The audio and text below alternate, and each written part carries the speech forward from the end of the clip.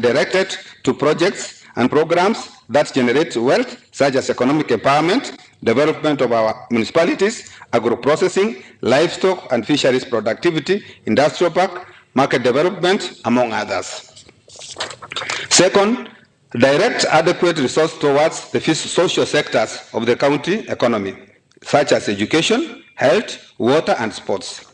Third, ensure adequate resources for sustainable environment, conservation, and climate change adaptation programs.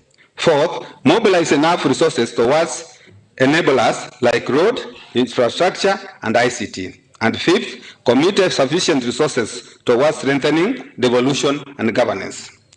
Budget estimates for 2025-26. Mr. Speaker, sir, the fiscal year 2025-2026 budget responds to the current challenges facing the Kisii County economy. It is in this context that we have chosen the theme for this budget to be accelerating implementation towards wealth creation, job creation, and food security. This theme was carefully chosen to reflect our commitment to deliver the aspirations of the people of Kisii.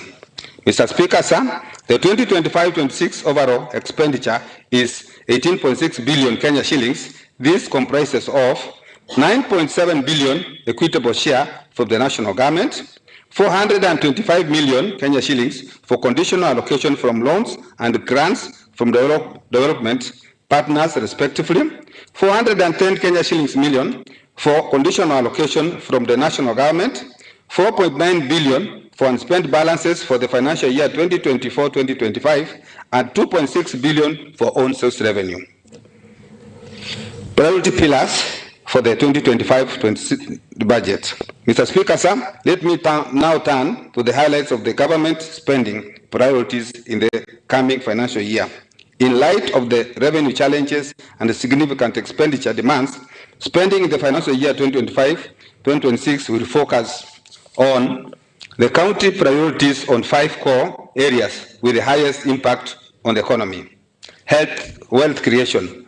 Mr. Speaker, sir, the county government will ensure support for the manufacturing sector, micro, small, and medium enterprises for productivity and wealth creation. This initiative will address the bottlenecks impeding the growth of manufacturing and the competitiveness of the manufacturing sector in the county while providing affordable credit to traders. Towards this end, I propose the following allocations. 250 million Kenya shilling for construction of industrial park, Kenya shillings 234.5 million for market development.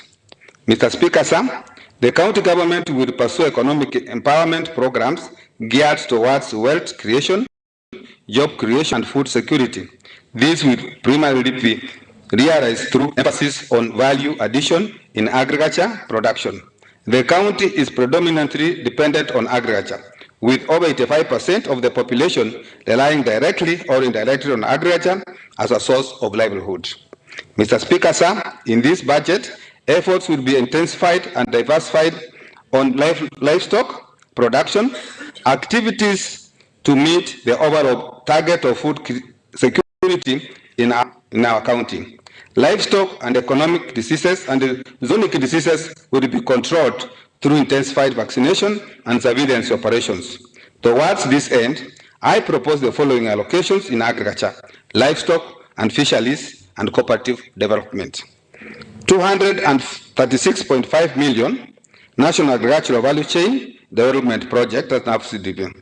15 million Kenya shillings AIC infrastructural development. 64.4 million Kenya shillings livestock development and fisheries.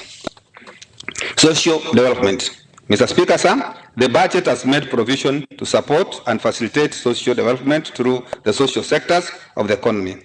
In the education sector, investments will be focused on early childhood development, ECD, and vocational training centers, VICT. Allocations in the education sector. Towards this end, I propose the following allocations. Kenya shillings 385.7 million for ECD infrastructure development. Kenya shillings 55.5 million for completion of hostels and workshops at VTCs. Kenya shillings 96.3 million school feeding program. Mr. Speaker, sir, to strengthen the healthcare management infrastructure system, the county government will scale up the implementation of the economic health record system, all health facilities in the medium term. The system will facilitate quick access to health records whenever and wherever they are required by health personnel. In addition, the system will reduce the transaction costs associated with annual processing and provide critical information for planning and resource allocation. Mr. Speaker, sir, the county government will continue to prioritize the provision of quality health care services. This will be achieved through the development of infrastructure, recruitment of health personnel, as well as provision of medicines and medical supplies, while making payment of stipend to community health promoters, among others.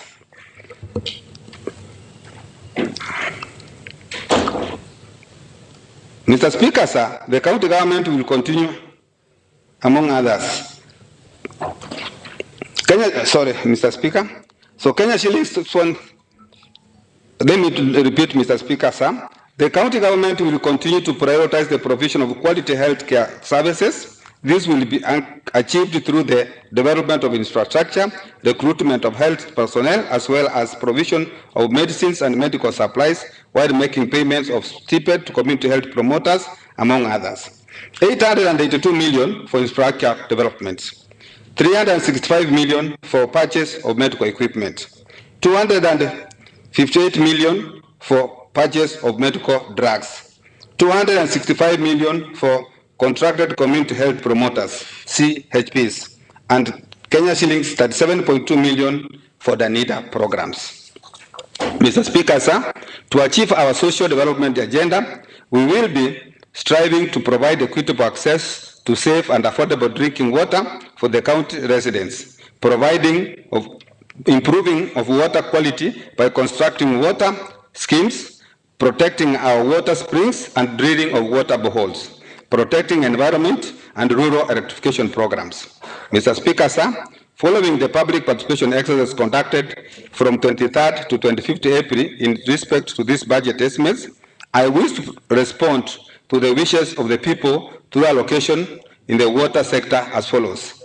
427 million for water schemes, Kenya shillings 145.3 million for drilling of boreholes, Kenya shillings 55.6 million for spring protections. Mr. Speaker, sir, development and support of sports and preservation of our culture remains the top agenda for the county government due to their crucial role in nurturing talents and identity of our people. To this end, I propose the following. 126 million for completion of Kisii Stadium, 78.3 million for leveling of stadia in works, Kenya shillings 18.4 million for completion of cultural centers and social halls, Kenya shillings 20 million for construction of museum, Kenya shillings 20 million for construction of rehabilitation center. Sustainable environment and consumption. Mr. Speaker, sir, and honorable members, climate change poses a real threat to our livelihoods and therefore requires collective efforts to adapt to and mitigate its impact on our environment. As part of these efforts, the county government will strengthen the capacity to plan, budget, implement, and monitor climate resilience investment. Toward this end, I propose the following allocations of Kenya shillings 608 million for climate change and AFLOCA, enablers and ICT. Mr. Speaker, sir, for successful implementation of infrastructure project, a robust resource mobilization strategy will be pursued to exploit the existing opportunities for construction and rehabilitation of roads. In this financial year 2025-26 budget, priority will be given towards completion and maintenance of all roads under construction. Toward this end, I propose the following. Kenya shillings 1.2 billion for purchase of machineries and equipment, Kenya shillings 500 million for road maintenance, Kenya shillings 609 million for construction of county roads across the wards. Mr. Speaker, sir, Our two municipalities of Kisii and Ogembo are growing at an unprecedented rate and challenging pace, thus posing serious challenges of functional stabilization and sustainability. This therefore calls for adequate planning to address these challenges for urban expansion. To this end, Mr. Speaker, sir, I propose the following.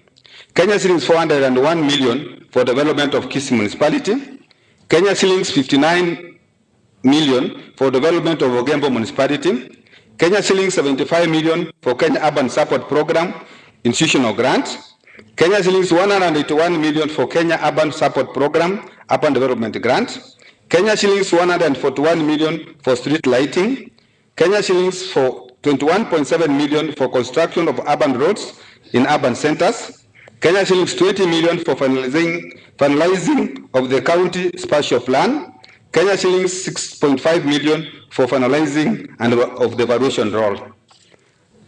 Devolution and governance. Mr. Speaker, sir, to strengthen devolution and governance, I propose the following allocation in the financial year 2025-26 budget and medium term.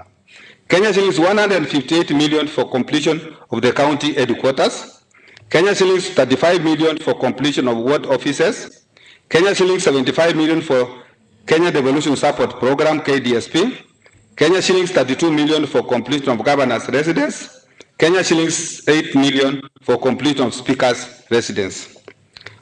Conditional allocations from loans and grants, development partners, and the national government. Mr. Speaker, sir, the proposed allocation of equitable share in the financial year 2025-26 is Kenya shillings 9.7 billion.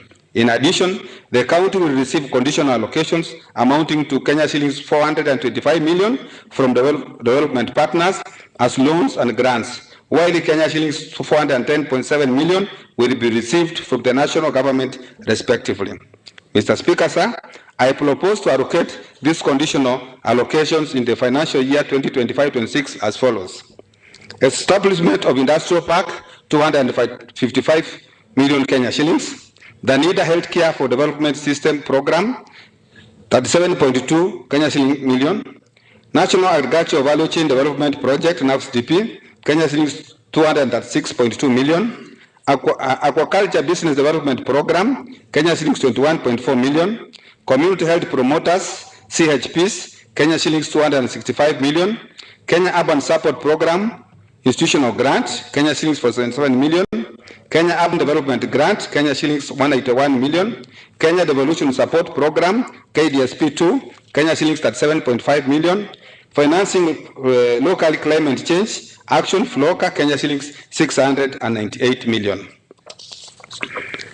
Mr. Speaker, sir, the rest of my statement highlights the various revenue-raising measures I intend to introduce through the Finance Bill 2025 and other interventions which are intended to ensure sustainable development for improved livelihood are as follows.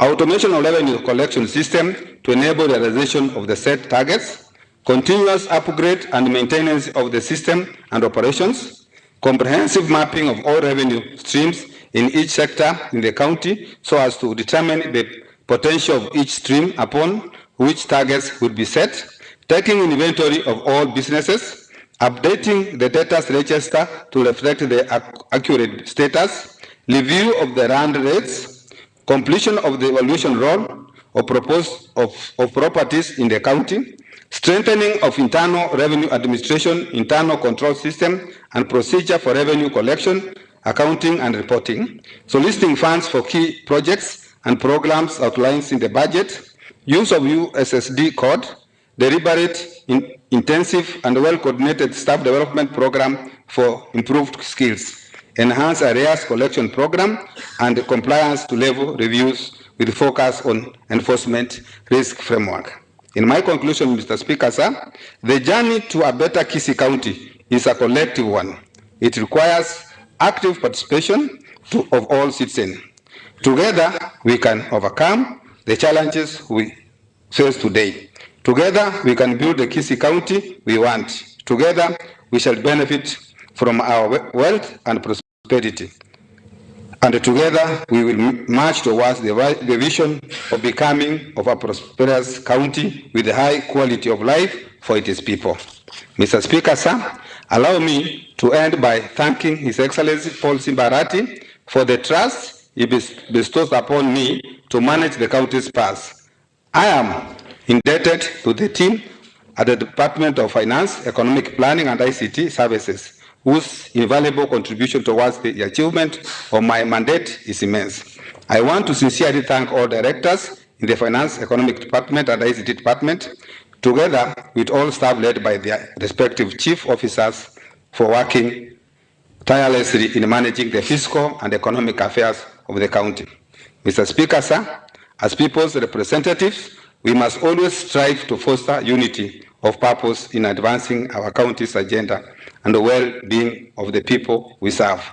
Let me assure this honorable House that our future is bright and secure under the able leadership of His Excellency Paul Simbarati, the Governor of Kisii County. Mr. Speaker, sir, for us to achieve our goals, some challenges need to be overcome. This calls for all accounting officers in their respective departments to maintain fiscal discipline.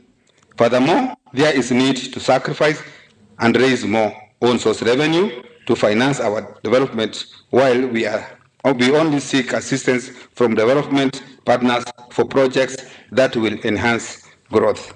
Mr. Speaker, sir, a new Kisii County is possible where everyone is accountable for their actions, where the leadership governs justified, invests in decisions, and creates opportunities for all, and the citizens rise to the occasion to perform their civic duties and responsibilities. Together, we can turn around this great county. It is not beyond us as a people.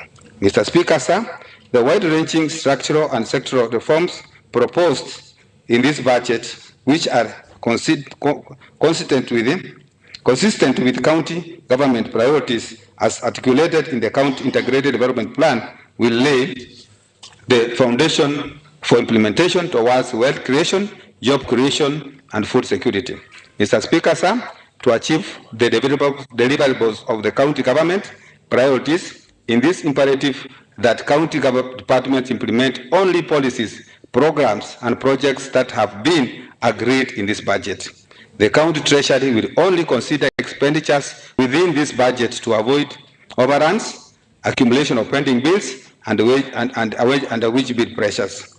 Mr. Speaker, sir, for the county government to achieve enough resources to meet our development needs, every county resident is called upon to pay their fair share of revenue. I therefore appeal to all my fellow Kisii residents to be revenue compliant. Mr. Speaker, sir, I wish to recognize and with thankfulness the assistance from our development partners and implore them to continue supporting this great county. Mr. Speaker, sir, my sincere appreciation also goes to the Honorable Speaker of the County Assembly for his guidance and support during the budget process, my colleagues in the County Executive Committee members for their support, understanding, and valuable as we attempt to deliver this county budget within the stipulated timelines. The Budget and Appropriation Committee members, under the able leadership of Honorable Peter Otachi, for constructively steering the review of the 2025-26 county budget estimates. Members of the County Budget and Economic Forum, CBF, for their constructive engagement and the guidance throughout the entire budget-making process, and members of the County Assembly who actively participated in various sectoral committee meetings to review the budget estimates. The people of Kisii County for their valuable contribution during the public participation fora on budget estimates held on 23rd, 24th, and 25th April 2025. May God bless you, bless Kisii County. Asanteni sana. Thank you, Waziri. Mr. Speaker, sir, you will recall that on 30th, 2025, I submitted to this House the budget estimates as required by the Public Finance Management Act. Today, I submit the following documents to the Honorable House and request that you graciously receive them.